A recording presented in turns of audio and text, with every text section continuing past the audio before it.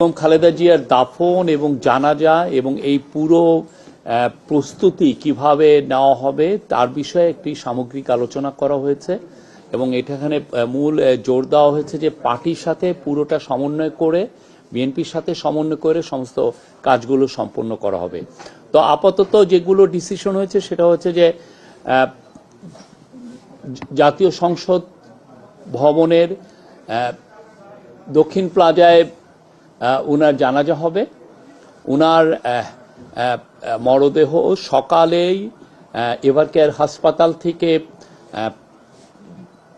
জাতীয় সংসদ ভবনে নিয়ে আসা হবে এবং এই নিয়ে আসার সময় পুরো রাস্তার দুই পাশেই একটা স্পেশাল সিকিউরিটি অ্যারেঞ্জমেন্ট ইনশিওর করা হবে এবং আমরা অ্যাট দ্য সেম টাইম আমরা জানিয়ে দিব কখন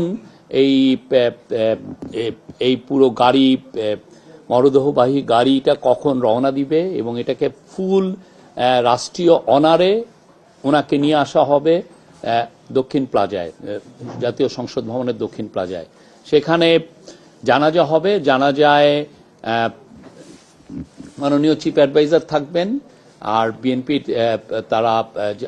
বিএনপির নেতৃবৃন্দ থাকবেন, সমস্ত অ্যাডভাইজাররা থাকবেন এবং আমরা আশা করছি অনেক ডিপ্লোম্যাট থাকবেন এবং আমাদের বাংলাদেশের আমরা তাদের, আপনি জানেন যে কালকে জানাজার কে সামনে রেখেই একদিনের একটি জাতীয় ছুটি ঘোষণা করা হয়েছে, সরকারি ছুটি ঘোষণা করা হয়েছে, 3 দিনের শোক দিবস পালন করা হচ্ছে।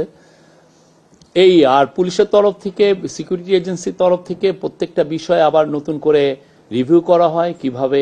আপনারা জানেন কিছুদিন আগে একটি বড় জানাজা হয়েছে, ফলে পুলিশের এবং সিকিউরিটি এজেন্সিগুলোর নিজেদের মধ্যেই কিছু প্রস্তুতি অলরেডি ছিল, কিন্তু এখন আরো বড় আকারে কিভাবে প্রস্তুতি নেওয়া যায় সেই বিষয়ে খুব নিবিড়ভাবে আলোচনা হয়েছে।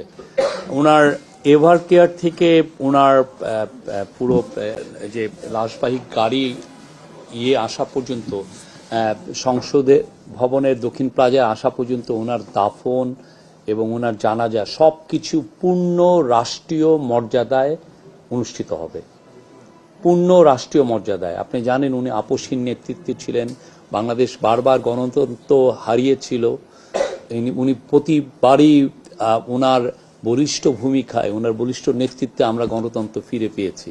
তো ওনাকে পূর্ণ রাষ্ট্র, উনি 3 বারের প্রধানমন্ত্রী ছিলেন, উনি শহীদ রাষ্ট্রপতি জিয়াউর রহমানের স্ত্রী ছিলেন এবং ওনার 40 বছরের একটি 45 বছরের প্রায় একটি